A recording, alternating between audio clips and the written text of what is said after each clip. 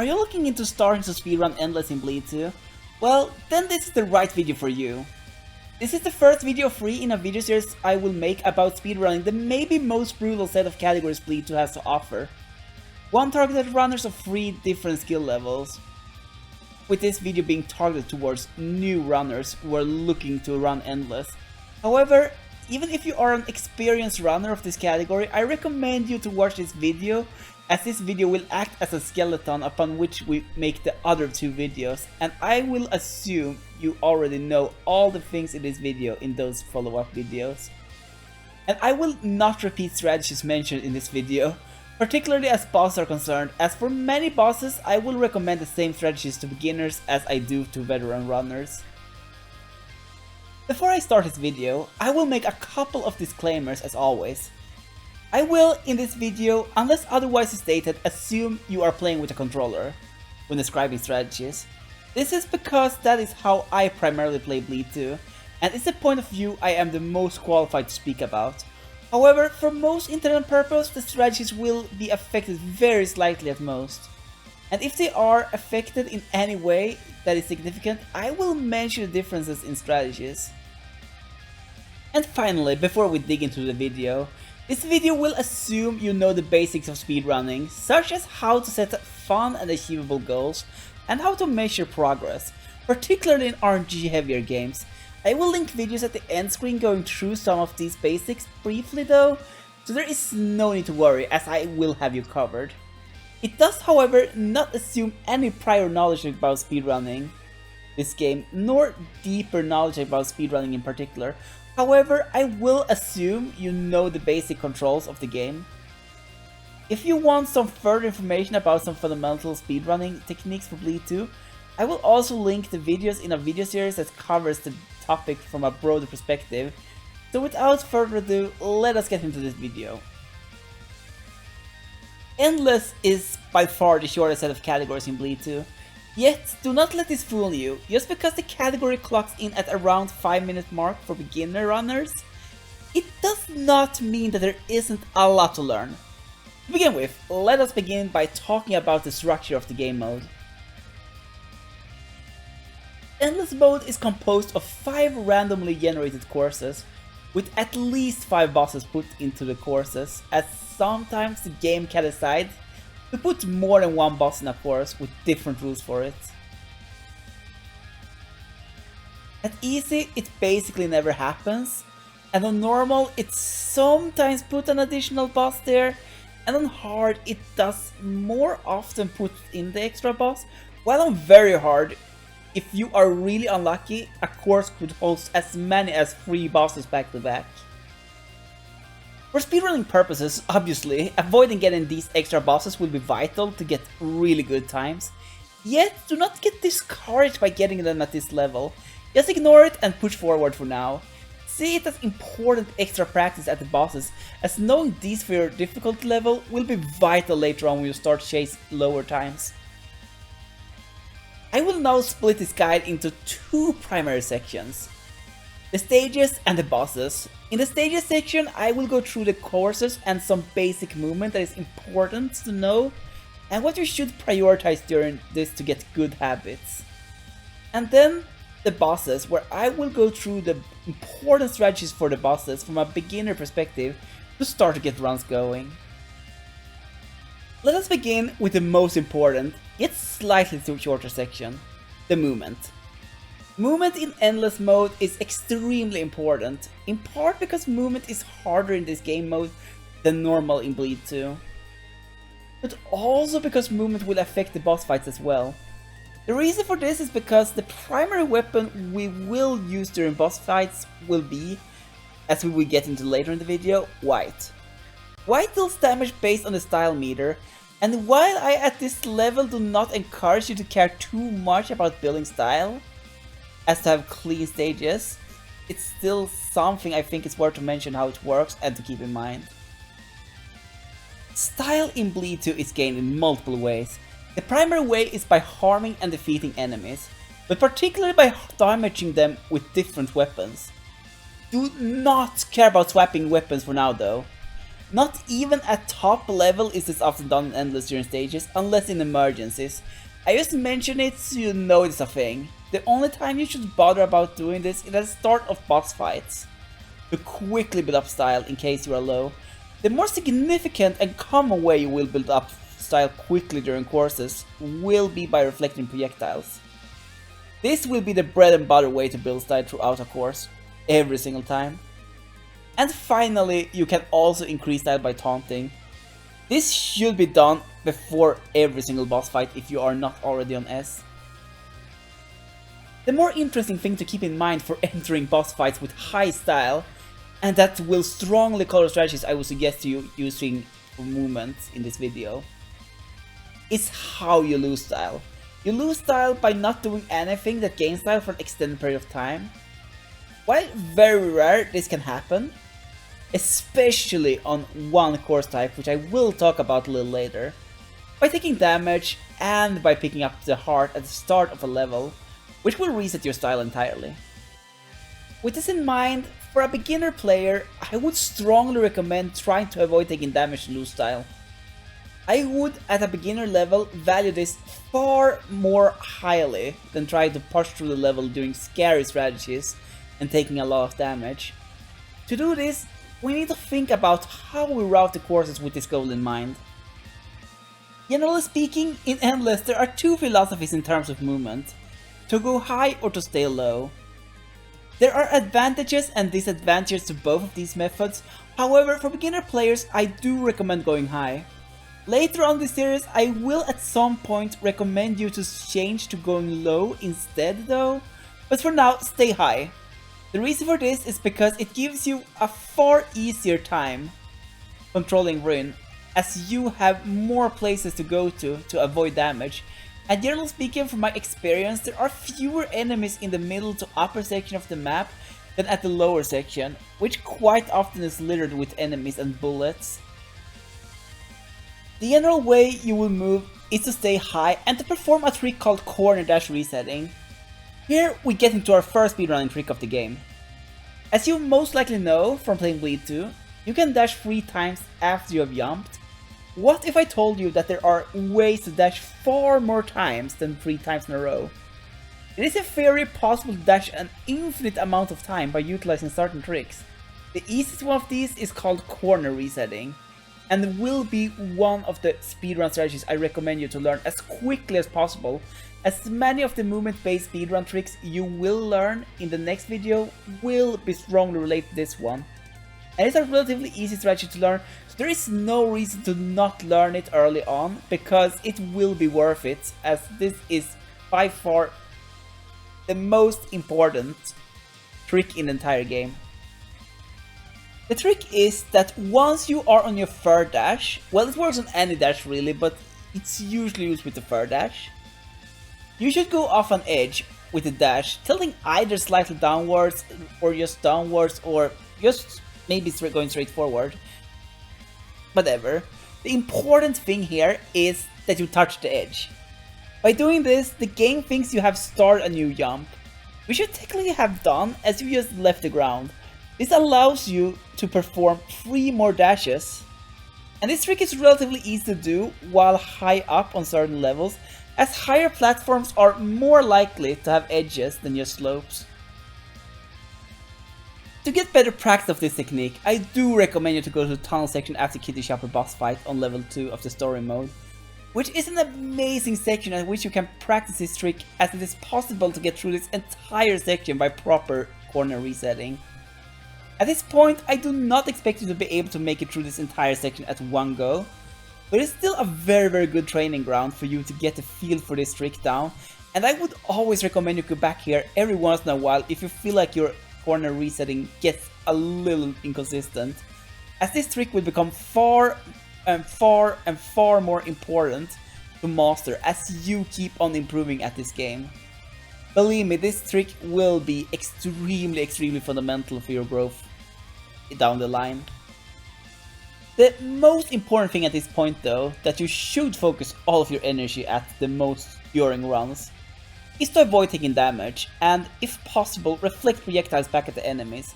As I mentioned before, getting style is important, And not getting hit is by far the best way for a new runner to make sure you have some style while entering the boss fights, as at this point you will find it easier to maintain style than to rebuild it.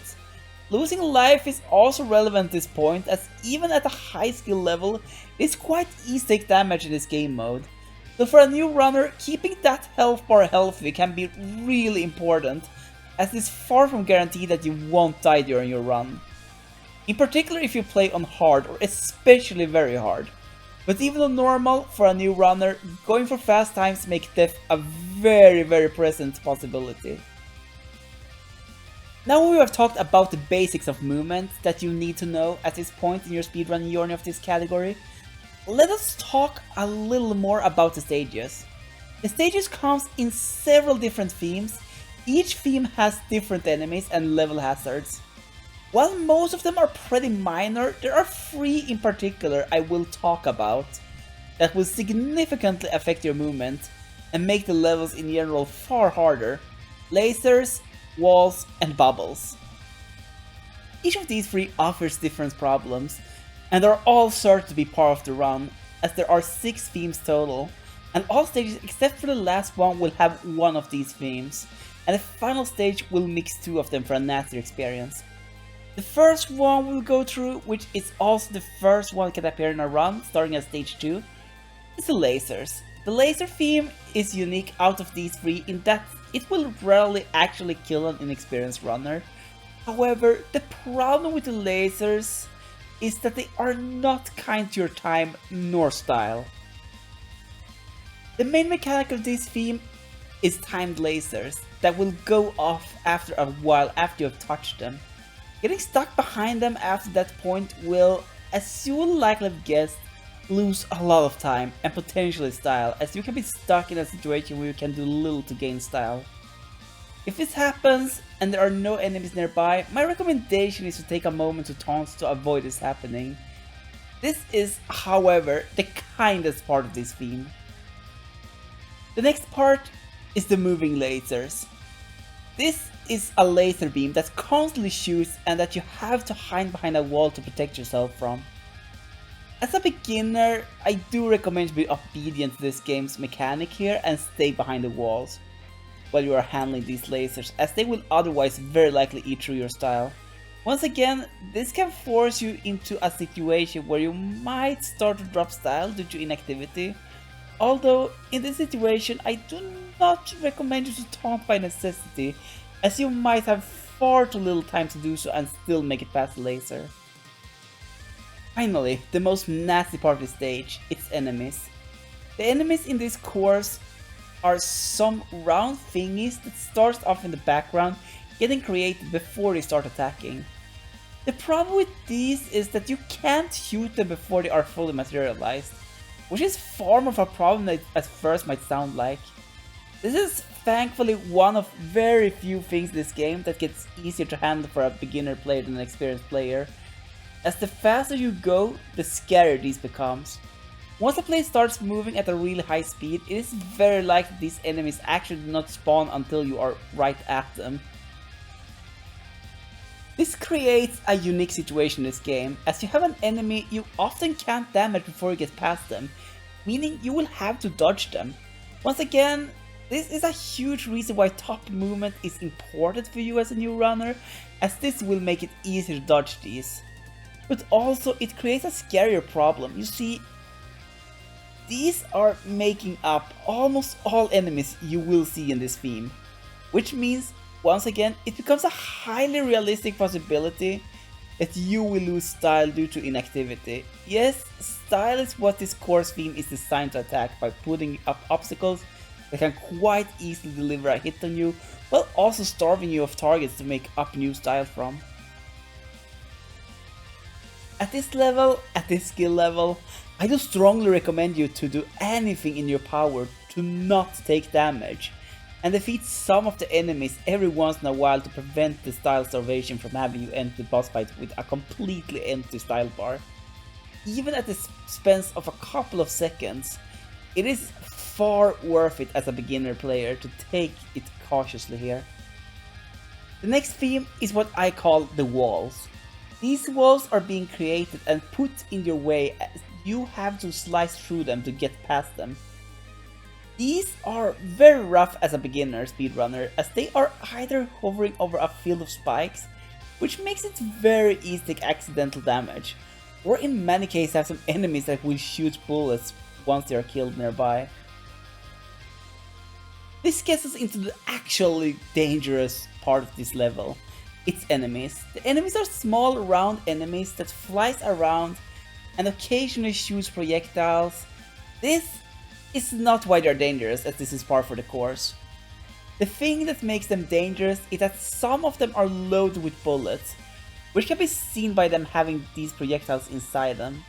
As always in Bleed 2, purple ones are reflectable, while yellow ones are not. Sometimes yellow enemies will block certain sections of the travel through walls, which will cause a situation where it is quite easy to take damage if you dash forward. Still though, on this course it is quite easy to build up style. If you make use of the purple charged enemies combined with the walls, and style can be built up in seconds on this level. So unlike previously, unless your health is really low, I do actually recommend you to push forward trying to avoid killing the enemies. It is hard, but it does not lose more time to get hits than to wait. And as style isn't exactly hard to build this level, that is not a fact that should be of concern here. However, I would never dare to go below 50% health as a new runner on this level, as the nature of these enemies and the wall structures makes it so that it's quite easy to take accidental hits in succession. And finally, we have the most dangerous stage theme of them all, by far, the bubbles. Even in story mode, where the players knows where the bubbles will spawn at all times, assume they use proper route to get to them at the expected pace, these are infamous run killers, and many runs have died in that relatively short and predictable bubble section, as all it takes is one minor error and it is a little hard to predict them, making it so that it's very easy to take accidental hits.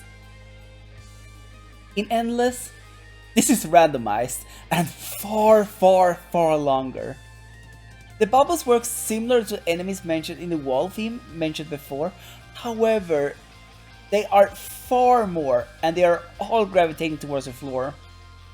This is the absolutely primary reason why I recommend new players to go high, as although they can spawn above you and drop down, as long as you are not touching the roof, you often have time to adapt on the spot to avoid them. The problem with these is twofold. If you aim at going low, there are so many in number that you often do not kill them all in time to dash through, and quite often they are loaded with bullets that shoots out at the feet. This nasty double combo creates really nasty enemies that are really hard to take care of. My recommendation for new runs to this level is, as mentioned above, stay high, but also do not be ashamed to stop and clean up in case you feel the need to. And if you see that this level is coming up, quite easily seen by the fact that this course rocks back and forward to make the bubbles move around, always pick up the heart at the start of the stage, even if you have only taken 2 hits worth of damage. Any single point of health is useful to have on this level, as it's quite common for runs to die to these bubbles, as they are truly the most terrifying part of this game. Another recommendation is to put on the katana. While I do not recommend this at a higher level, as this works poorly against those loaded bubbles, at a beginner level it is good enough, as if you see a yellow charged bubble, it's just to stop and shoot before proceeding. And the katana deals enough damage due to its AoE properties with all bubbles ahead of you. Also, once again, I cannot repeat this enough, do not be ashamed or worried about stopping to clean up. In terms of resetting, while I never recommend it at a beginner level, never ever reset before you finish the bubble stage. The reason for this is that, as you will notice as you start growing better and better at the game, the bottleneck in terms of gameplay skill level will most likely keep on being the bubbles for the foreseeable future. You can never get enough bubble practice, and getting to the bubble stage and just finish it in Endless is valuable enough to be worth waiting to reset for. Now we are done with the significant course themes and how to approach them. Let us delve into the boss fights. As said before, I do assume you know the basic controls of Bleed 2, and I will also assume you know the basics of the bosses, as you will probably have beaten the full game at least once before you are considering speedrunning it. So I will not talk too much about the boss's attacks, as I will talk about how to handle significant mechanics and how to handle them from the perspective of speedrunning. Before that though, I will talk a little bit about the basic strategies that holds up to most of the bosses. The weapons you will want to use most of the time is White if at S or high A rank, Pistol and Katana if at C or D, swapping it out for Laser when style building slows down, to build up faster again, and for low A and B rank, do the same thing but switch between Pistol and Katana and White instead. Also, most of the time, if you trust in your ability to do so, reflect purple things back to the bosses, especially large purple projectiles. If done properly, this will increase your damage and style a lot. With those basics out of the way, let us go through which bosses can be found in this game mode. Not all bosses are to be found in Endless. In particular, this takes into account bosses that strongly makes use of the levels they are in, or are in fact the cores themselves. The bosses that are included in this mode are as follows: Blast Jumper, Kitty Chopper, Red Sprite, Ninia, Chef Spammer, Robo-Guppy, Robo-Gippy and Stew, Robo-White, Robo-Bunny, Anti-Battalion, Valentine A, B and C, Mantice Core, Whale Core, and finally the Rival. Not all of these bosses have strategies that significantly enough changes from what was mentioned above to the point that I feel the need to go into further detail about how to handle any of the mechanics. But I will now go through the strategies for those bosses that do.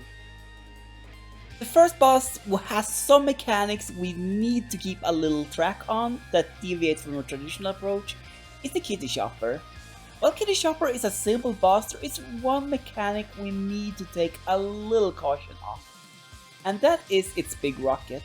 Do not reflect this one unless reflecting it kills the boss. The reason for this is because the boss is sent off screen for a bit once hit by this rocket, while if you play through the game casually and especially new game, this is not exactly a problem. But in Endless speedrunning, where we have access to full loaded White, we can often deal more damage to the chopper by shooting it with White than by reflecting the rocket. It only saves slight time, but it is still worth to keep this in mind. The next boss of interest is Ninia. This boss is where I will give different strategies depending on if you play with mouse and keyboard or controller. If you play with mouse and keyboard, use a strategy called Laser Blast. This is done by equipping both the laser weapon and the energy blast ability at the same time, aim both of these at Ninia and attack them. For controller players, I do recommend using the small laser for now. While it deals little damage, the boss at least does not reflect it. While there are better methods than this is by far the best one for beginners to consistently beat the fight in my opinion, as you still do not want to lose S rank if possible. The reason why I recommend different strategies is because laser blasting on controller is far harder to perform than on mouse and keyboard, especially on a small ground-bound target like the Ninia. Going for the laser blast on this boss is quite nasty if playing with a controller, and while I do encourage you to learn to master laser blast on controller to the level you can hit Ninia for freestyle categories eventually, it will not be a relevant skill to learn at a more advanced level in Endless for reasons I will go into in future videos when we would start learning this, if we were going to. Coming up after this is the Chef Spammer. On this boss, laser blast him to defeat all of the enemies that floats around, and if the boss starts to spin around, change to White. While it will take a while to learn timing control to properly do this, it is far easier than on Ninia, and therefore I do even at a more beginner level recommend to apply the strategy. If you have a really hard time using laser blasting, you could instead use rockets or katana to clean up the boss and do damage. The next boss to keep an eye on is Robo White. On this boss, I do strongly recommend for beginners to use the rockets to deal damage to the boss with shield. While it is possible to laser blast the boss, it is far scarier here due to the fact the boss is moving around a lot and shooting a lot of homing missiles, and I do not even recommend it to mouse and keyboard runners at a beginner level to do. Next boss that has some special strategies to keep in mind at this level is Robo Bunny. On this boss, change your ability to the kick, however, do not use it. The reason why we equip the kick here is due to an interesting property it and Robo Bunny shares, namely how they interact while inactive. Even though Robo Bunny looks shootable, he is actually not shootable while moving quickly through the air. This is because her hitbox is actually chilling out off screen. Guess what other item is off screen when it's not used? That's right, the kick. So while she is flying around the air, she will constantly take damage as her hitbox chills out at the exact same location as the hitbox of the boot. And finally we have the last boss I do recommend you to change course for, and that is Rival. In the Rival fight, due to the fact that we have access to White, I do not recommend you to pick up at the tennis match against him, rather just keep spamming White at him. While it is technically fast to perform a fast tennis game against a Rival, for a beginner at the game, this is a very hard strategy to pull off, and if you fail, you will take damage, which means you lose S rank, which is very much not a good thing on a boss with as much health as Rival got. In addition to this, the boss has a different variation of the Ninia's katana, however it only uses it at certain times and it is moving while it's using it. So therefore, I do recommend both players with controller and players with mouse and keyboard to use the little laser instead of the laser blast on this one, because Rival will move around a lot while using the katana, unlike the Ninia. The final thing I will go through before we are done with the beginner's tutorial is the safety heart. I mentioned it before when I talked about the bubble stage, and while it is really tempting to always pick it up to restore your health, I do discourage you from doing so. As I mentioned before, in the bubble course, always pick it up if you are not at full health, as you can easily tell it is a bubble stage. However, on other courses, I do not recommend you to pick up the heart unless you are down to half health or below on easy or normal. If you're on hard at very hard, disregard this and always pick it up, because it's gonna be needed in those difficult levels, because it doesn't restore your health more than half health, and you take far more damage from any one hit in those difficult levels than you do in easy or normal. The reason why you should not pick up the heart is because of a thing we mentioned earlier in the video.